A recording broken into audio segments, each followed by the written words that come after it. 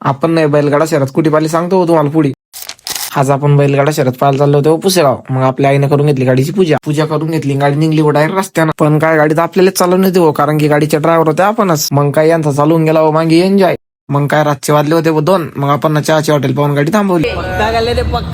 2 वाजल्यावर बी कुणाला तर काय लगेच चालू होतं. मग आपण पोहोचले सकाळी पुसेगावच्या मैदानावर पोसायच्या पहिले तर शर्यत चालून झाली होती. शर्यत तर चालून झाली होती, पण गर्दी बी काही कमी नाही होती. आधी तर पाय ठेवायला जागा नव्हती. ताडी लागले होते 220च्या स्पीडनं बैल पाहिले. पहा मग आता बैल कसे पाहता येते.